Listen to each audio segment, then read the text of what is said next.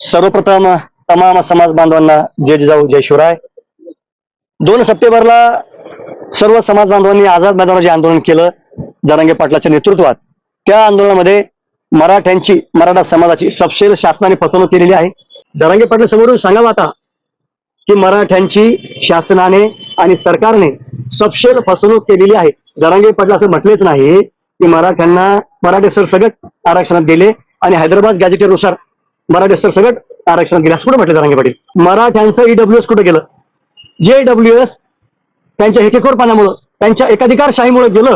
मराठ्यांचं नुकसान झालं. ज्यांच्या नोंदी नव्हत्या त्यांना ईडब्ल्यूएसचा फायदा व्हायचा. याच्यावर आज कोणी बोलायला तयार नाही.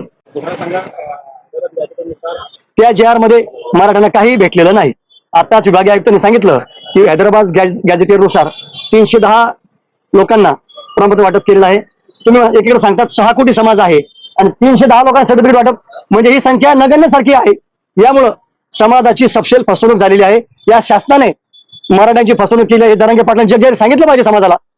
जरांगे पाटलांनी समाजाला जगजाहीर सांगितलं पाहिजे की या सरकारने, शासनाने मराठ्यांची फसवणूक केलेली आहे. किती पुरावे द्यायचे अजून? जरांगे पाटील समोरून सांगावं आता की मराठ्यांची शासनाने आणि सरकारने सपशेल फसवणूक केलेली आहे. जरांगे पाटील कुठे म्हटले हैदराबाद गॅजेट आरक्षण सरसकट भेटलं मराठ्यांना? हे असं म्हटलंच नाही ना अजून. जरांगे पाटील असं म्हटलेच नाही की मराठे सरसकट आरक्षणात दिले आणि हैदराबाद गॅजेटेनुसार मराठे सरसकट आरक्षणात दिले असं कुठं म्हटलं जरांगे पाटील. ज्यांच्या नोंदी आहेत त्याच नोंदी आहेत, नवीन काही सापडत नाही ना. आणि जरांगे पाटील समाजाला हे एक सांगावं, मराठ्यांचं ईडब्ल्यूएस कुठे गेलं?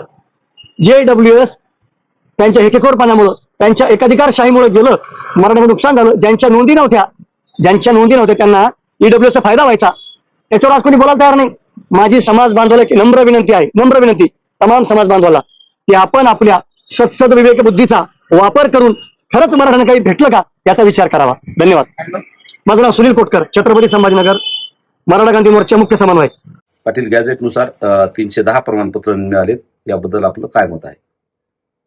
नाही, आता गॅजेटनुसार किती निघालेत मी याची माहिती घेतली नाही.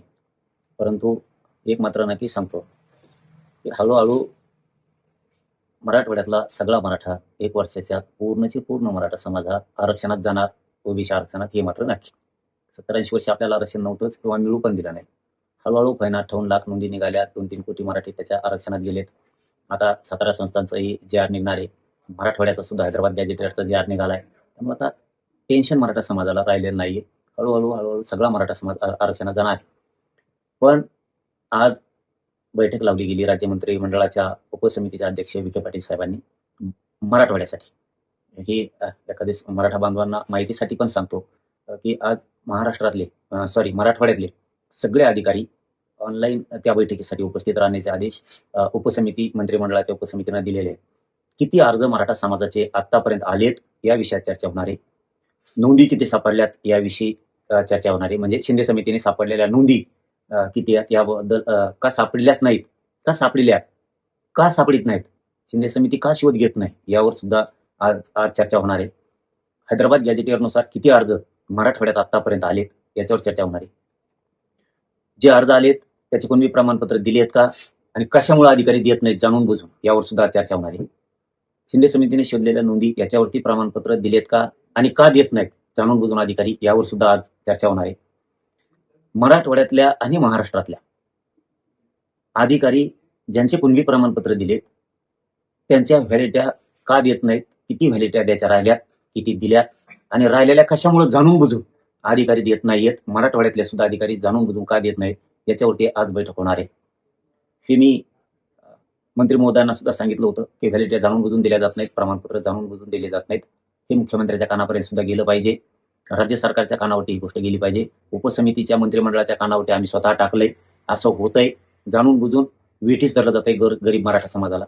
नोंदी असून कुणबी प्रमाणपत्र दिलं जात नाही, व्हॅलिडिट्या जाणून बुजून दिल्या जात नाहीत. आणि हैदराबाद गॅजेटियरनुसार सुद्धा अर्ज केलेल्या बांधवांना कुणबी प्रमाणपत्र जाणून बुजून दिले जात नाहीत. धाराशिवचे एक अधिकारी तर जाहीरपणानं सांगतात की आम्हाला एसओपीच नाही आली. किती पागलपणाचं लक्षण आहे त्या अधिकाऱ्याचं. ज्यावेळेस जे आर निघाला त्याच वेळेस एसओपी आलेली असते. जाणून बुजून टाळाटाळी त्या अधिकाऱ्यांकडून. मला आता त्यांनी